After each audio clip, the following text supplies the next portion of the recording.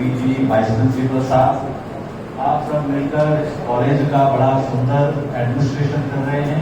College में परिवर्तन आ रहा है, उस परिवर्तन की लहर को आप सब विद्यार्थी मिलकर आगे बढ़ा रहे हैं। यहाँ पर विराजमान सभी प्राध्यापकगण, प्राध्यापिका जी, सर्वप्रथम तो आपका मैं अभिनंदन करना चाहूंगा कि सेवा जैसे बोरिंग सब्जेक्ट के ऊपर आप सब इकट्ठे हो रहे हैं और इस चर्चा को करने जा रहे हैं। ये अपने आप में आपकी उपलब्धि है। आज के इस समय पर हम सेवा की बात करें तो ये भी अपने आप में एक बहुत बड़ी बात है। बहन रूबी जी और अभिषेक जी मुझे 3 दिन पहले मिले थे, इस कार्यक्रम में आने का उन्होंने निमंत्रण दिया। मैं धन्यवाद करना चाहता हूँ, आपने मुझे यहाँ बुलाया। इसका एक और भी कारण है, इस कॉलेज में मेरा 40 वर्ष पहले आना हुआ था। जब मैं विद्यार्थी था, जाकिर हुसैन कॉलेज में पढ़ता था और एबीवीपी से जुड़े हुए थे, तब मेरे साथ में अरुण जेटली जी थे। वो समय चुनाव की तैयारी कर रहे थे और हम उनके साथ में कैंपेनिंग में लगे हुए थे। मुझे अभी भी ध्यान है इस कॉलेज का वो समय, और आपने मुझे वो दोबारा मेरी वो पुरानी यादें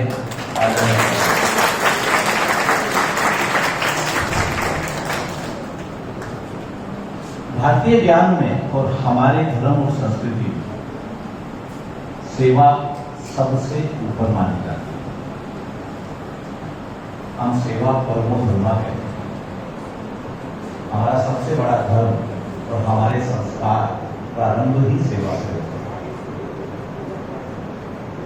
उसका कारण है, हमारा मानना यह है कि हमारा जीवन और हमारे पैदा होने का और इस विश्व में आने का लक्ष्य उद्देश्य एक ही है, वो है मैं से हम पर पहुंचना।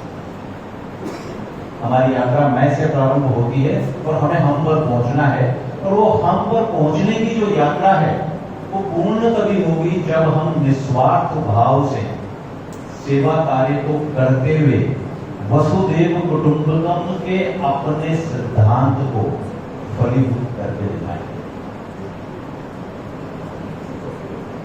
ये कैसे होगा, इसकी परिभाषा क्या है और इसको हम कैसे प्राप्त करेंगे? सिर्फ स्वयं में आगे बढ़कर हम छोटे छोटे कार्य करेंगे तो इस बड़े लक्ष्य को प्राप्त करना बहुत ही आसान है। मैं अपने जीवन का एक अनुभव जहां भी बैठता हूं मैं उसको शेयर करता हूं। आज से 9 वर्ष पहले इंग्लैंड के इंपीरियल वॉर मेमोरियल में मेरा जाना हुआ था। Imperial war memorial world war 2 के बाद में जो उस समय जो एलाइड सेना थी उसने मिलकर जो एक कार्य किए, उन कार्यों को दर्शाते हुए ये मेमोरियल बना हुआ है। हम वहां घुसते हैं तो अंदर जाते ही सामने एक बड़ा चित्र लगा हुआ है और उस चित्र में ब्रिटिश सेना के उस समय के एक हिंदू सैनिक जो एक घोड़े पर बैठा हुआ है, और उसके सामने उस समय की ब्रिटिश के दुश्मन देश फ्रांस की एक महिला नीचे खड़ी है, वो भूखी है और ये हिंदू सैनिक अपना भोजन उसको दे रहा है। हमारे धर्म, हमारे संस्कार, हमारी संस्कृति और भारत के मानवतापूर्ण रूप को दर्शाता हुआ ये चित्र आज भी इंपीरियल वॉर मेमोरियल में लगा हुआ है। आपको जब भी अवसर मिलेगा, ये है सेवा भाव, सेवा, सर्विस, फिलैंथ्रोपी, इसका फलन है। हमारे यहाँ सर्विस कार्यक्रम एनएसएस का है। मैं क्षमा चाहता हूं, थोड़ा सा अलग तरफ जा रहा हूं, पर सेवा तभी होगी पूर्ण जब हम निस्वार्थ भाव से सेवा करें। एक छोटा सा उदाहरण आपको देता हूं। प्रकृति और ईश्वर सेवा को किस तरीके से सामने प्रस्तुत करते हैं। हम सब भोजन में रोटी को खाते हैं ना? कहां से आती है? गेहूं से, कनक से। तो बहुत बड़ा उदाहरण सामने प्रकृति ने हमें दिया है। जब कनक या गेहूं उगती है, उसके नीचे जो रहता है उससे क्या बनता है? जानवरों के लिए भूसा। कनक निकलती है, उसमें से हमें जो भोजन मिलता है वो तो मिलता ही मिलता है, उस सबके सामने पशु पक्षियों को भी दाना मिलता है, आटा बनता है, हमारे घर में आता है, उस आटे से चींटियों को भी भोजन मिलता है। हमारे घर में आकर जब वो आटे से रोटी पकती है तो हमारे घर में हमारे संस्कारों के अनुरूप पहली रोटी गाय की बनती है और अंतिम रोटी कुत्ते की। ये है सेवा। हमें सिर्फ अपनी चिंता नहीं है, सिर्फ अपने भोजन की चिंता नहीं है, हमारा खान पान, हमारा रहन सहन, हमारे संस्कार हमें ये सिखाते हैं कि हमें सबकी चिंता करनी। हम सबने पिछले दिनों में देखा, जब कोरोना काल आया, पूरा विश्व संकट में था और ऐसे समय में विश्व की तीनों विचारधाराओं को हमने देखा कि किस तरीके से उन्होंने रिएक्ट किया था। एक विचारधारा जिसको हम चाइनीज विचारधारा कहते हैं, कम्युनिज्म है, जो वो डिनायल के मोड में था। उन्होंने माना भी नहीं कि बीमारी कहीं है, जबकि वहीं से आई थी। विश्व को कोई सहायता देना कि हम इसकी रिसर्च करें, किस तरीके से इस बीमारी को ठीक करना है, वो तो दूर की बात है। उन्होंने अपनी सो कॉल्ड इंडस्ट्रियल जो उनकी डेवलपमेंट उनके वहां थी, उनके वहां जो फैक्ट्रियां थी, उस सब के कारण विश्व को इस समय भी उन्होंने दुरुपयोग किया। उन्होंने विश्व से जो अपने वहां पर पीपी किट, जो सामान, मेडिकल सामान उनके पास था जिससे कि कोरोना को हम लड़ सकते थे, उसको 10 गुना भी उसकी और यही समय पे पाश्चात्य सभ्यता, जिसको कि हम एडवांस सभ्यता मानते हैं, बड़ी सिस्टमेटिक वहां प्रशासन कार्य करता है, वहां के अस्पताल बड़े अच्छे हैं और वहां के लोग बड़े सिस्टम से चलते हैं। हमने उसको भी देखा। जब ये बीमारी आई, प्रशासन ने कहा कि आप सबको फेस मास्क पहनना है, डिसिप्लिन में रहना है, अपने घरों में रहना है। जनता ने नहीं माना, एजुकेशन किए। अस्पतालों की आवश्यकता पड़ी तो वो सारी स्वास्थ्य व्यवस्था चरमरा गई।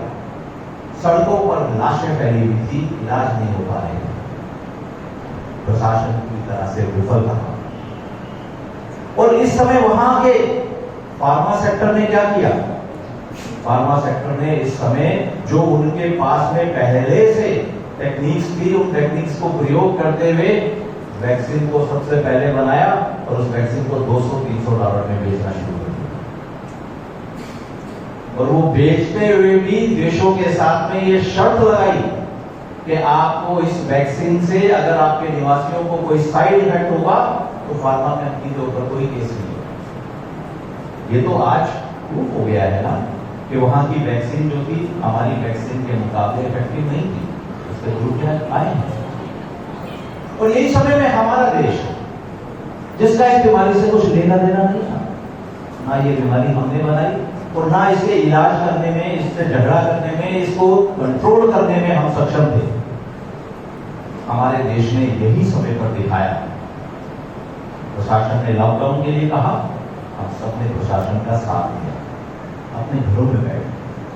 और ना सिर्फ प्रशासन के साथ देते हुए हम घर में रहे, उस सबके साथ में हमने चिंता की कि हमारे अड़ोस पड़ोस में जो हमारे रोज के काम करने वाले लोग हैं, रोज के कमाने वाले लोग हैं, भूखे नहीं रहते। अपने घर से खाना बनाकर उनके यहाँ पहुंचाए। हमारे मंदिर, हमारे गुरुद्वारे, हमारे धर्मस्थल, उन्होंने अपने अपने धर्मस्थलों में रसोइयां लगा दी, सीधा रसोइयां जगह जगह एक दूसरे के यहाँ पर सूखा अन्न भेजने का कार्य हम सबने प्रारंभ कर दिया। यही समय पर समाज को जब हमारी आवश्यकता थी तो हम लोगों ने किसी को भी वहां पर मुश्किल नहीं आए इस कार्य को पूर्ण करने में लगे। स्थान स्थानों पर समाज सेवी संस्थाओं ने मास्क बनाने शुरू कर दिए मशीनों में। और हमारी इंडस्ट्रीज जो कि यहाँ पर एक भी मेडिकल मास्क नहीं बनाती थी, इससे पहले एक भी पीपी किट नहीं बनाती थी, उन्होंने प्रशासन का साथ दिया, भारत सरकार ने अनुरोध किया तो उन्होंने अपनी क्षमताएं बढ़ाई और आज विश्व के सबसे बड़े प्रोड्यूसर भारत है पीपी किट में और सर्जिकल मास्क।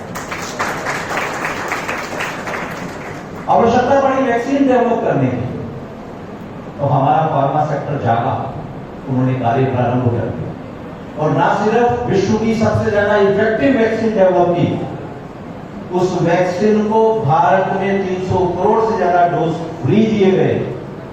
उस वैक्सीन को भारत सरकार ने, हम लोगों ने 70 से ज्यादा डोजों को फ्री में दी। सिर्फ हम अपनी चिंता नहीं करेंगे, अपने सबकी चिंता करेंगे, पूरा विश्व हमारा है, इस सिद्धांत को मानते हम लोगों के पास जब खाने के लिए समस्या आ रही थी गरीबों के लिए, तो भारत सरकार ने निर्णय लिया 70 करोड़ से ज्यादा लोगों को फ्री राशन दिया जाएगा। विश्व की सबसे बड़ी फ्री राशन की स्कीम आज के इतिहास में ऐसी नहीं आई और आज भी ये स्कीम चल रही है। 70 करोड़ निवासियों को अभी भी फ्री राशन मिल रहा है। ये सेवा का मूल भाव, मूल तत्व हमारे जीवन में उतरा हुआ है, हमारे धर्म में उतरा हुआ है। हमें सिखाने की आवश्यकता नहीं पड़ती, हमें बताने की आवश्यकता नहीं पड़ती। ये हमारे स्वभाव में भी, हमारे स्वभाव से ही हम इस कार्य को करते हैं। आप सब इसी संस्कृति के वाहक हैं। यही कारण है कि जब आपको कहा जाता है कि आप अपने पास की सेवा बस्ती में जाइए, तो आप ना सिर्फ उस सेवा बस्ती का ध्यान करते हैं, उस सबके साथ में उन बच्चों का ओवरऑल डेवलपमेंट हो, उसके लिए साथ में जुट जाते हैं। और जैसा आपने अभी दिखाया, उनके कला और उनके संगीत का चित्रण भी इतने सुंदर कार्य करने लगता है। आप सब बच्चों को, यहाँ के प्राध्यापक, यहाँ के शिक्षक मंडल और यहाँ के एडमिनिस्ट्रेशन को, सभी को मैं साधुवाद देता हूँ, अभिनंदन देता हूँ कि आपने अपने यहाँ इन सब गतिविधियों को बढ़ाते हुए और आज के इस अनुपम विषय को चुनकर इस कार्य को पूर्ण करने का कार्य कर रहे हैं। आप सब अपने जीवन में आगे बढ़े, इन कार्यों के द्वारा भारत का नाम रोशन करें और जो हम सब का स्वप्न है कि अपने जीवन में भारत विश्व गुरु पुनः बने, भारत पुनः विश्व का ध्यान करे, इस कार्य को पूर्ण करें। इसके लिए मैं आप सबको शुभकामनाएं।